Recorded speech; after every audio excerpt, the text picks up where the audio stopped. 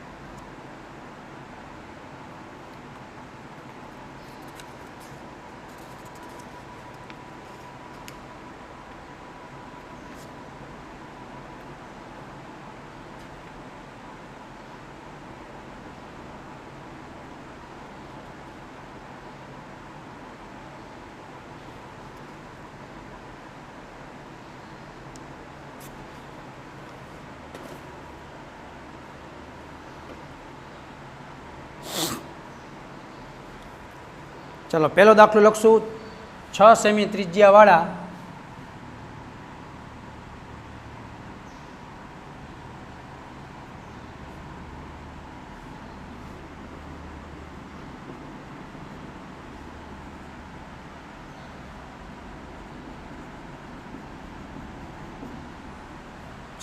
ત્રિજ્યાવાળા વર્તુળના વૃતાંશ દ્વારા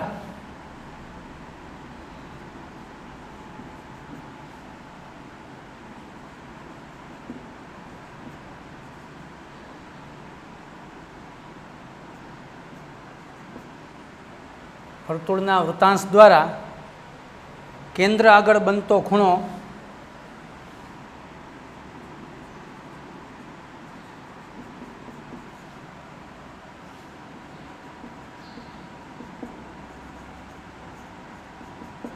કેન્દ્ર આગળ બનતો ખૂણો 60 હોય તો વૃત્તાંશનું ક્ષેત્રફળ શોધો. કેન્દ્ર આગળ બનતો ખૂણો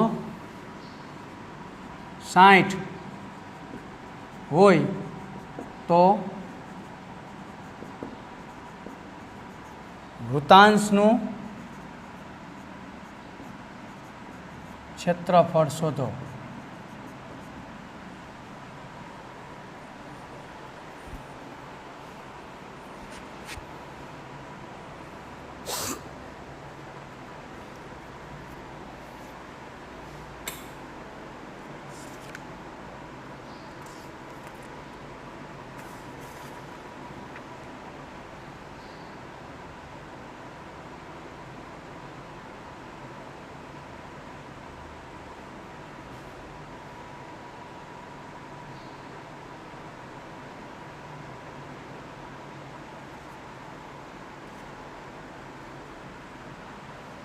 હવે આપણે 6 સેમી ત્રિજ્યાવાળા વર્તુળના વૃત્તાંશ દ્વારા કેન્દ્ર આગળ બનતો ખૂણો 60 હોય તો વૃત્તાંશનું ક્ષેત્રફળ શોધો.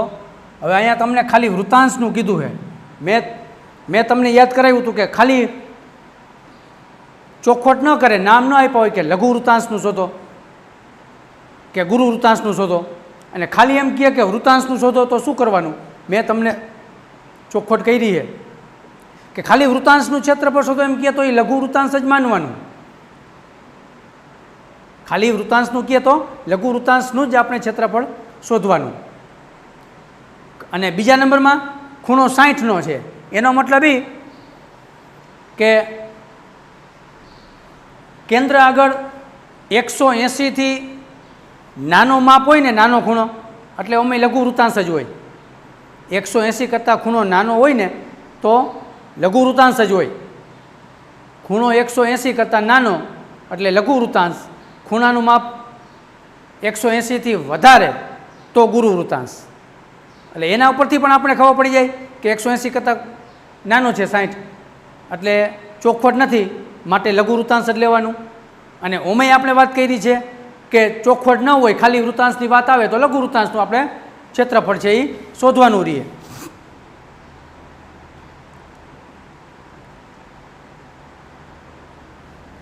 હવે આકૃતિ આપણે દોરીએ તોય ભલે, ખાલી સમજવા માટે તમને કહું, શરૂઆત છે એટલે આપણે વૃત્તાંશનું શોધવું છે. વૃત્તાંશ માટે જો જીવા નહીં આવે, નીચે જે જીવા દોરતા, જીવા હંમેશા શેમાં આવશે? વૃત્તખંડ હોય ને તો જ. વૃત્તખંડ શોધવાની વાત આવશે તો અહીંયા પહેલાં જીવા આડી દોરવાની, પછી એની ઉપર ત્રિકોણની રચના કરવાની વૃત્તખંડ માટે. બાકી વૃત્તાંશમાં તો સીધી જ બે ત્રિજ્યા, આ બે ત્રિજ્યા, આ ભાગ ઓ કેન્દ્ર, આ AB છે એ વર્તુળ પરના બે બિંદુ, તો વર્તુળ પરના બે બિંદુ વચ્ચેનો ભાગ એ ચાપ, અને ચાપની આયરે જે બે ત્રિજ્યા આવે, બંને ત્રિજ્યા અને ચાપથી ઘેરાયેલો ભાગ, એટલે આ ભાગ, આ બે ત્રિજ્યા અને આ ચાપ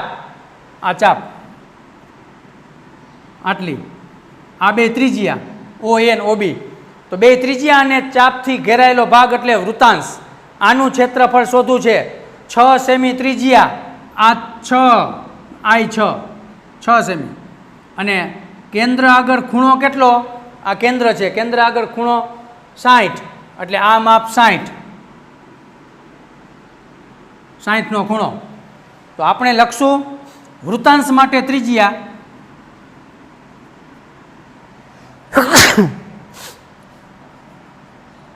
વૃત્તાંશ માટે ત્રિજ્યા R બરાબર 6 સેમી. વૃત્તાંશ માટે ત્રિજ્યા R બરાબર 6 સેમી.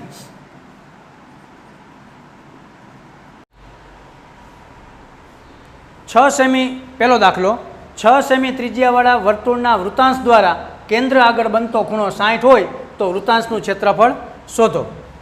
હવે એના માટે આપણે આકૃતિ દોરી. ઓ કેન્દ્ર, એ બી ચાપ, વચ્ચે પી બિંદુ, ઉપર ક્યુ બિંદુ નામ આપી દઈ. હવે કેન્દ્ર આગળ 60નો ખૂણો એટલે આ રીતે વૃત્તાંશનું શોધવાનું હોય એટલે આવી આકૃતિ બને. હવે એના માટે જે આપેલું છે એ આપણે લખી નાખી. શું આપ્યું છે? 6 સેમી ત્રિજ્યા ને, તો એ વૃત્તાંશની ત્રિજ્યા થઈ કહેવાય. કેની ત્રિજ્યા? વૃત્તાંશની. તો લખશું આપણે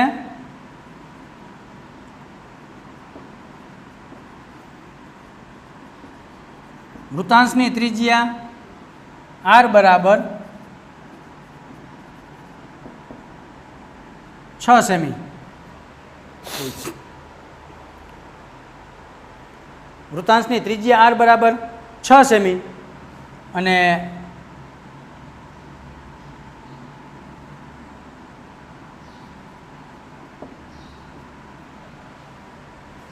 વૃત્તાંશનો ખૂણો, ટૂંકમાં વૃત્તાંશની ત્રિજ્યા અને વૃત્તાંશનો ખૂણો આ બે આપ્યું છે. એ વસ્તુ આપણે દર્શાવવાની. વૃત્તાંશનો ખૂણો થીટા બરાબર, એને થીટા નામ કહીશું આપણે, થીટા. થીટા બરાબર 60. વૃત્તાંશનો ખૂણો થીટા બરાબર 60. ખૂણા માટેની સંજ્ઞા છે થીટા. તો વૃત્તાંશનો ખૂણો થીટા બરાબર 60. હવે લઘુ વૃત્તાંશનું ક્ષેત્રફળ સૂત્ર સીધું મૂકી દેવાનું. લઘુ વૃત્તાંશનું ક્ષેત્રફળ, લઘુ વૃત્તાંશનું ક્ષેત્રફળ બરાબર થીટાના છેદમાં 360 ગુણ્યા પાઈ આર વર્ગ. થીટાના છેદમાં 360 ગુણ્યા પાઈ આર વર્ગ. થીટાના છેદમાં 360 ગુણ્યા પાઈ આર વર્ગ.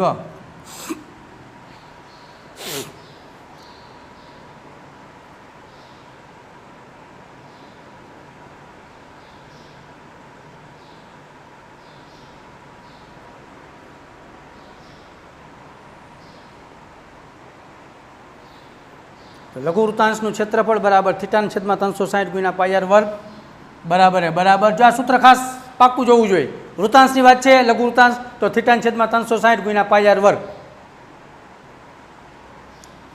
થીટા એટલે 60, થીટાનું માપ છે 60, છેદમાં 360 ગુણ્યા પાઈ એટલે કાંઈ આપ્યું નથી એટલે 22/7. 22/7 આ પાઈની કિંમત. રકમમાં કાંઈ આપેલી ન હોય તો 22/7 લેવાના, અને કાં પછી રકમમાં પાઈ બરાબર 3.14 કીધા હોય તો ફરજિયાત 3.14 જ લેવાના, પણ નથી આપ્યા એટલે 22/7 ગુણ્યા આર વર્ગ. આરની કિંમત 6 છે તો 6નો વર્ગ, 6 ગુણ્યા 6, 6નો વર્ગ ન કરાય, અહીંયા 6 ગુણ્યા 6 કરાય 2 વખત. હવે આનું સાદુરૂપ આપી મીંડું મીંડું ગયા, આ મીંડું મીંડું, છાંય છાંય 36 એટલે 6, આ 6 ગયા અને આ 6 ગયા, વાંહે વધ્યા 22 ગુણ્યા 6 છેદમાં 7. 22 6 132 છેદમાં 7. 132/7 ક્ષેત્રફળ છે એટલે શેમાં હોય? ત્રિજ્યા સેમીમાં હતી. ત્રિજ્યા જેમાં હોય એમાં, જો ત્રિજ્યા સેમીમાં હોય તો ક્ષેત્રફળ સેમી વર્ગ. સેમી વર્ગ. ત્રિજ્યા મીટરમાં હોય તો ક્ષેત્રફળ મીટર વર્ગ. સેમી વર્ગ અથવા મીટર વર્ગ. અને એને બીજી રીતે કેવું હોય તો સેમી વર્ગને ચોરસ સેમી, મીટર વર્ગ હોય ને મીટર વર્ગને બીજી રીતે બોલીએ તો ચોરસ મીટર.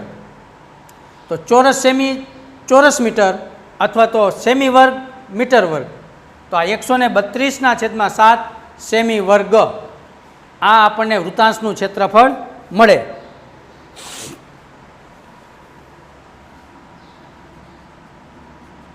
આપેલ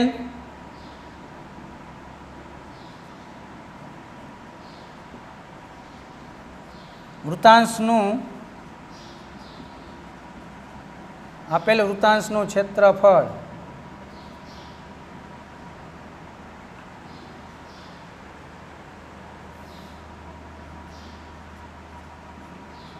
132/7 સેમી વર્ગ છે।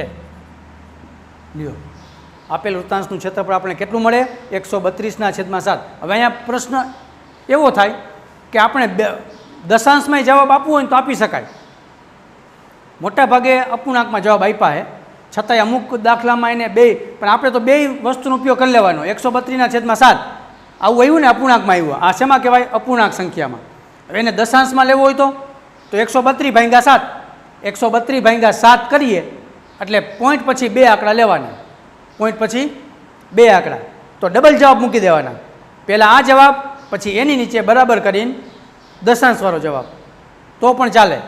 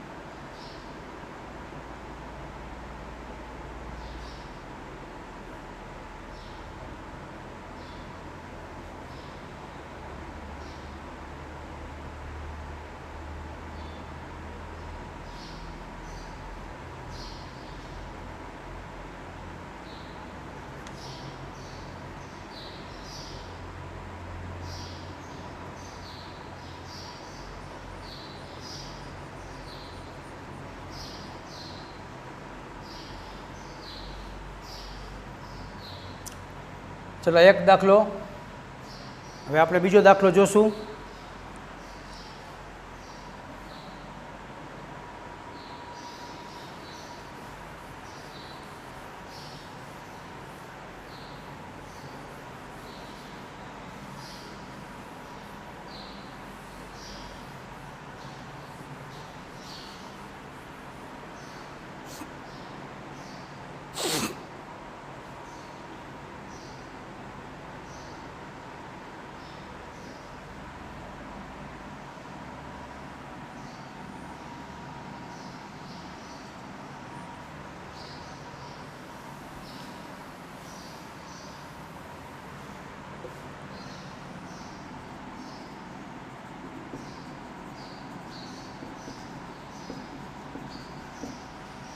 बावीस सेमी परिघवाड़ा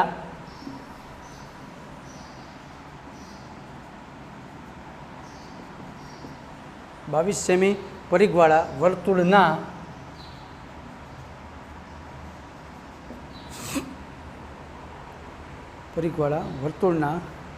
चतुर्थांशનું क्षेत्रफળ शोधो।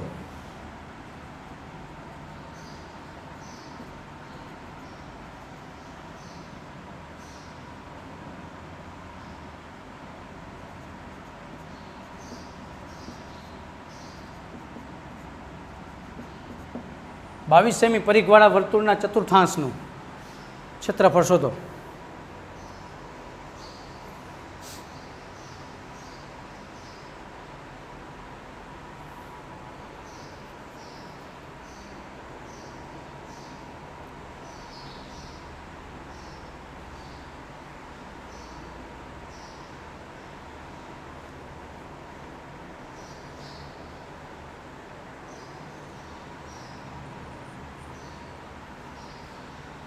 बावीस सेमी परिघवाड़ो वर्तुळ कीधो है। वर्तुळनो परिघ आखू वर्तुळ होय ने एनो बहारनी बोर्डर आखे आखी एनी लंबाई एने कहेवाय वर्तुळनो परिघ। जेटली लंबाई होय ने एनी आखे आखा वर्तुळनी बहारनी बोर्डरनी लंबाई ए वर्तुळनो परिघ कहेवाय अथवा वर्तुळनी परिमिति कहेवाय। अहींयाथी आपणे आ चेप्टरनी शरूआत करी हती। तो ए परिघनुं माप आप्युं छे 22 सेमी, तो आपणे जे आप्युं छे एनुं ज सूत्र लखवानुं, भले ने ए आप्युं एनुं ज आपणे सूत्र लखशुं એટલે આપણને કોઈક વસ્તુ અજ્ઞાત છે એ મળશે। તો વર્તુળનો પરિઘ બરાબર સૂત્ર શું? 2πr પરિઘનું સૂત્ર છે 2πr. તો 2 હવે પરિઘ કેટલો આપ્યો છે 22 સેમી. તો અહીંયા 22 લખી નાખી. વર્તુળનો પરિઘની હેઠળ કેટલા 22 આપ્યો છે એટલે 22 બરાબર 2 ગુણ્યા 22 સતમાંશ ગુણ્યા r એમને આપણને ત્રિજ્યા શોધવી છે. પરિઘ આપ્યો એના પરથી ત્રિજ્યા મળે. વર્તુળનો પરિઘ આપ્યો હોય તો એમાંથી ત્રિજ્યા મળે. હવે માટે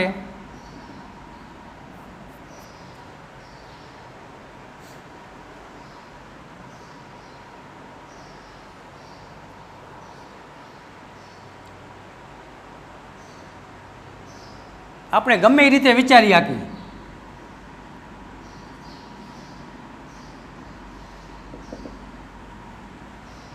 જો આપણને આરને કરતા બનાવી આરને એટલે એની સાથે જે ગુણાકારમાં હોય, કોણ કોણ ગુણાકારમાં છે આ અને આ બે ગુણાકારમાં છે. એની સાથે જે ગુણાકારમાં હોય એ ભાંગાકારમાં જાય, છેદમાં જાય અને આ છે એ ઉપર જ રહીએ તોય ભલે. અને આ 7ને નીચે જે 7 છે છેદમાં એ સામે ગુણાવી દો એટલે 22 ગુણ્યા 7 થાય. એક બાજુ 22 ગુણ્યા 7 થાય અને એક બાજુ 2 ગુણ્યા 22 ગુણ્યા r થાય. 2 ગુણ્યા 22 ગુણ્યા r થાય તોય ભલે. અને પછી આને ઉલટાવી નાખો 22 સતમાંશને, કારણ કે ગુણાકારમાં જે અપૂર્ણાંક હોય ને એ પલટાઈ જાય, અંશ છેદમાં છેદ અંશમાં. એટલે આપણે કોઈ પણ રીતે ચાલશે. 22 ગુણ્યા 7 કરી નાખો. 22 ગુણ્યા 7 બરાબર તો કે 2 ગુણ્યા 22 ગુણ્યા r. 7 છે અહીંયા ગુણ્યા દીધા, 7 ગુણ્યા 22 બરાબર 2 અને 22 ઉપર વધ્યા ને 2 ગુણ્યા 22 ને ગુણ્યા r એ જમણી બાજુ. હવે આમાંથી આરને કરતા બનાવો માટે r બરાબર આરને કરતા બનાવો એટલે એની જે ગુણાકારમાં કોણ કોણ છે 2 ને 22 એ છેદમાં જાય 2 અને 22. આ ક્યાં આવે અંશમાં આવે 22 ગુણ્યા 7. 22 ગયા 7ના છેદમાં 2 વધ્યા r બરાબર 7/2. આ શું મળ્યું આપણને ત્રિજ્યા મળી. હવે ત્રિજ્યા મળી 7/2 તો 7/2 ત્રિજ્યાવાળા જે વર્તુળ છે ને એનું ચતુર્થાંશનું ક્ષેત્રફળ શોધવાનું છે. તો ચતુર્થાંશની આ ત્રિજ્યા મળી કહેવાય. ચતુર્થાંશની ત્રિજ્યા 7/2 આપણને મળી તો કહેવાય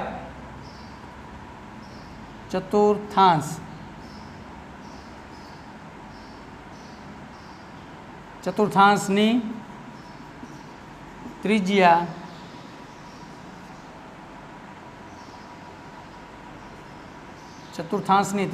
r બરાબર 7/2. હવે ચતુર્થાંશનું ક્ષેત્રફળ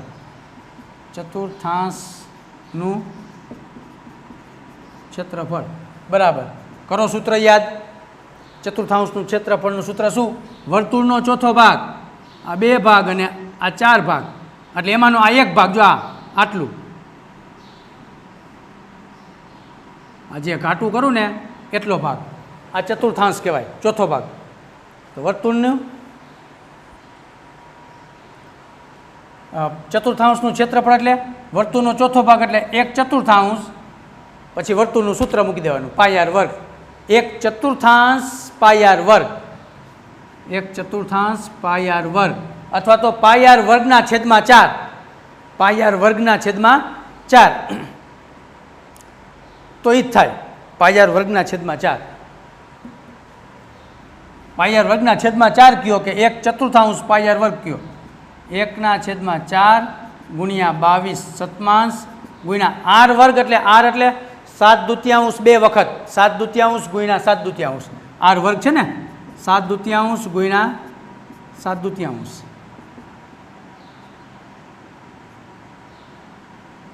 આ 7 ગયા 7 ગયા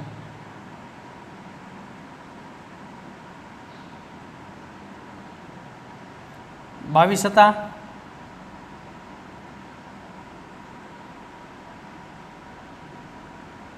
7 અથવા તો 22 ગુણ્યા 7 કરો અને છેદમાં 4 દુ 8 દુ 16, 7 દુ 14નો ચોકડો વત્તા 1, 7 દુ 14 ને 15, 154/16.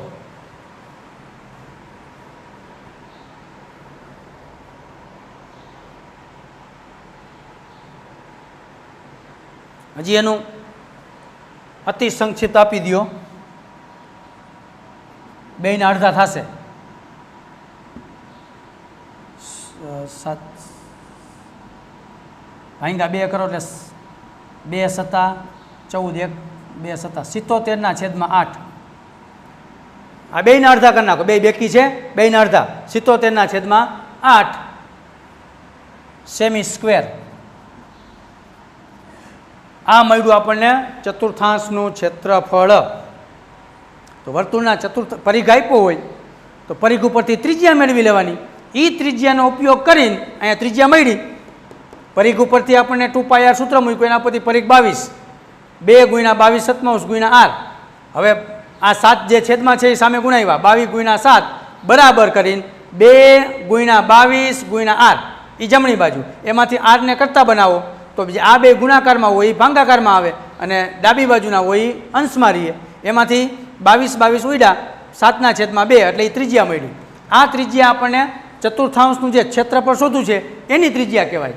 તો ચતુર્થાંશની ત્રિજ્યા થઈ ગઈ r 7/2. 7/2. એના ઉપરથી હવે ચતુર્થાંશનું ક્ષેત્રફળ શોધો એમ કીધું હોય તો ચતુર્થાંશનું ક્ષેત્રફળ બરાબર 1/4 πr². આ સૂત્ર મૂક્યું, એમાં કિંમત મૂકો 1/4 × π 22/7 × r એટલે 7/2 × 7/2. 2 વાર 7 7 ગયા, વાંહે વધ્યા 22 × 7 ઉપર અને 4 દુ 8 દુ 16 નીચે, 22 સત્તા 154 અને છેદમાં 16. બેયને 2 વડે ભાંગી નાખો એટલે 154ના અડધા 77, 16ના અડધા 8, 77/8 સેમી સ્ક્વેર. આ આપણને વર્તુળના ચતુર્થાંશનું ક્ષેત્રફળ મળ્યું.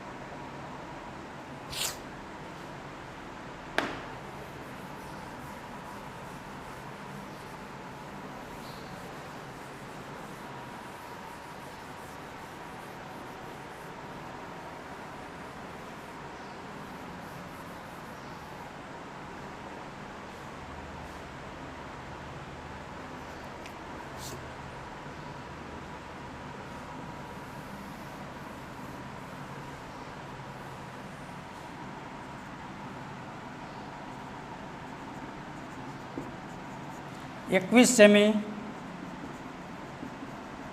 ત્રિજ્યાવાળા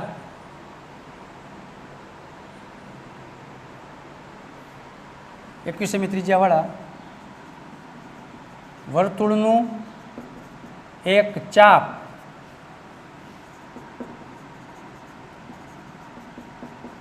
કેન્દ્ર આગળ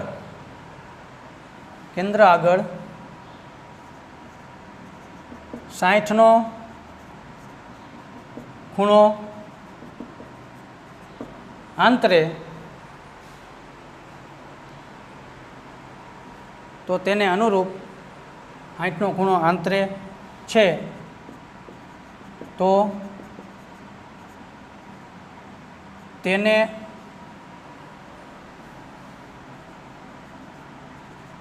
અનુરૂપ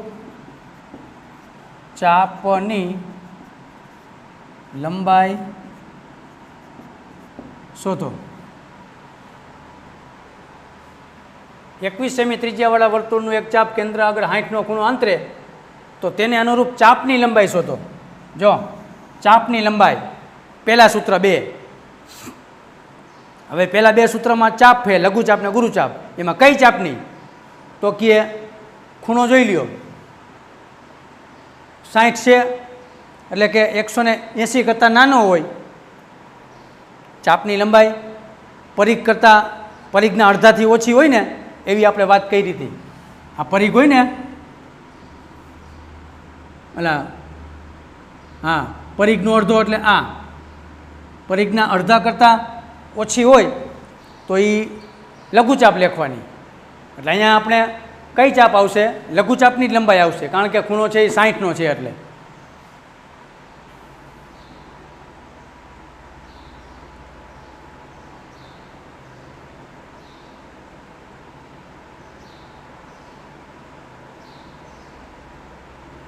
તો વર્તુળની ત્રિજ્યા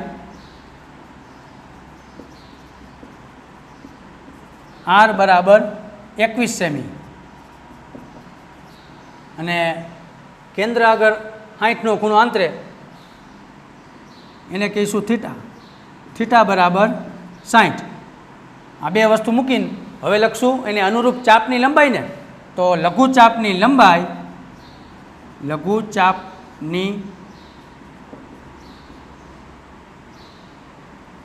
લંબાઈ L બરાબર, ચાપને આપણે L વડે સંકેત આપ્યો છે, યાદ કરજો. કદાચ ભૂલાઈ જાય તો કાંઈ વાંધો ના આવે, પણ લઘુચાપની લંબાઈ L કહીએ.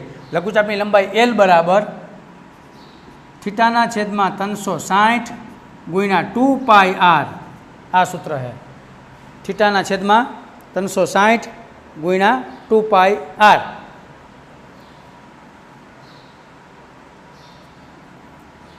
બરાબર થીટા એટલે 60 છેદમાં 360 ગુણ્યા 2 ગુણ્યા 22 સત્તાંશ ગુણ્યા r એટલે 21.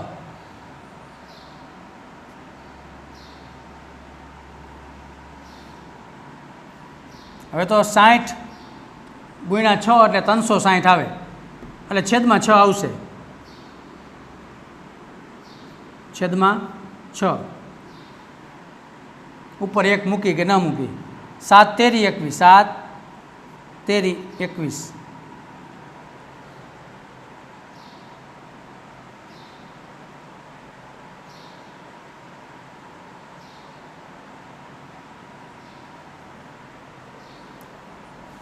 તન હે ને,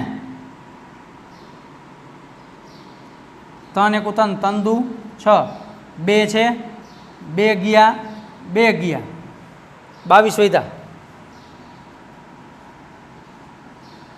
22 સેમી. ચાપની લંબાઈ હંમેશા ચાપની લંબાઈ સેમીમાં હોય, 22 સેમી. આ દાખલો અહીંયા આપણો પૂરો. ચાપની લંબાઈ સેમીમાં કે મીટરમાં હોય. ક્ષેત્રફળ એક જ સેન્ટીમીટર વર્ગ અથવા મીટર વર્ગમાં હોય, ક્ષેત્રફળ કીએ તો. બાકી પરિમિતિ હોય એ સેમી કે મીટરમાં હોય, ચાપની લંબાઈ હોય એ સેમી કે મીટરમાં હોય, પરિમિતિ કે પરિઘ હોય એ સેમી કે મીટરમાં હોય. તો ચાપની લંબાઈ L બરાબર સૂત્ર પરથી કિંમત મૂકી અને 22 સેમી જવાબ આવે. તો આ આપણે આગલા દાખલામાં આપણે વૃતાંશનું શોધ્યું, તો એમાં વૃતાંશનું ક્ષેત્રફળ મૂક્યું. અહીંયા થીટાના છેદમાં 360 ગુણ્યા 2πr નહોતું, એમાં πr વર્ગ હતું. πr વર્ગ ને આમાં વર્ગને બદલે આગળ બગડો આવે 2πr ચાપની લંબાઈમાં, બાકી કાંઈ ફેર નથી. θ/360 × 2πr એટલે ચાપની લંબાઈનું સૂત્ર, લઘુચાપની. ગુરુચાપની ગયા તો એ સૂત્ર તમારે જોવાનું છે. ગુરુચાપનું સૂત્ર શું છે?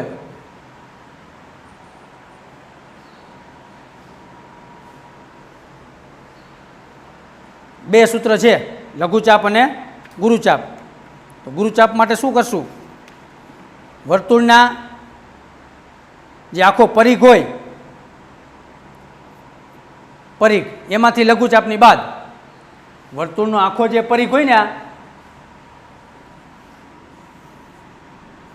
આખો જે પરિઘ છે, આ પરિઘ એમાંથી લઘુચાપ આટલી બાદ કરી નાખો, આટલી આ ઘાટો વાંહે વધે એ ગુરુચાપ.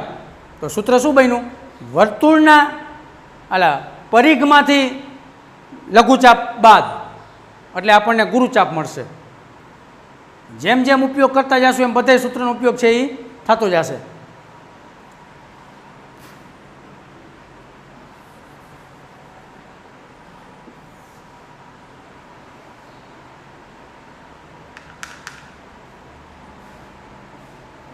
તો વૃત્તાંશનું જોયું, ચાપનું જોયું.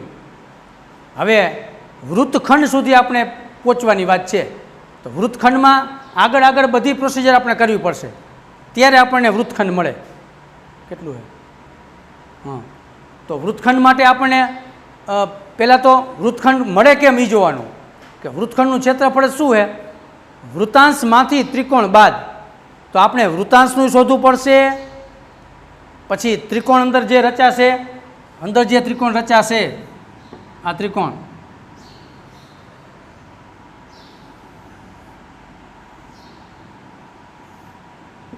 આ જીવાથી આ ત્રિકોણ રચાણો. પહેલાં તો વૃત્તાંશનું શોધવું પડશે. અહીંથી ચાલુ કરું છું, અહીંયાથી આ અને અહીંથી આ અને આ બધુંય વૃત્તાંશ થયો. આ જો આટલો આ ઘાટો ભાગ. વૃત્તાંશમાંથી આ ત્રિકોણ બાદ કરશું ત્યારે વૃત્તખંડ મળે.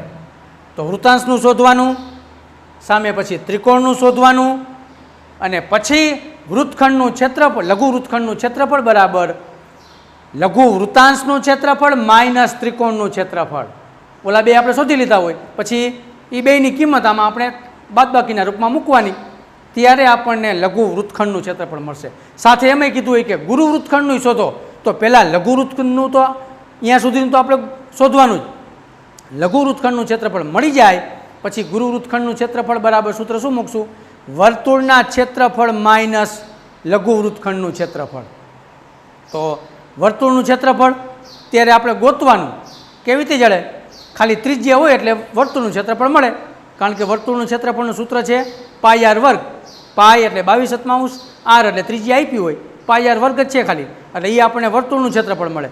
એમાંથી લઘુ વૃત્તખંડનું જે મળ્યું હોય એ બાદ કરવાનું, ત્યારે આપણને ગુરુ વૃત્તખંડનું ક્ષેત્રફળ છે એ મળી શકે. તો આ રીતે એક ઉપર બીજું, બીજા ઉપર ત્રીજું, એમ કરતાં આગળ વધવાનું છે. ચાલો હવે પછીના વિડીયોમાં આપણને આગળના દાખલા ગણશું. અસ્તુ.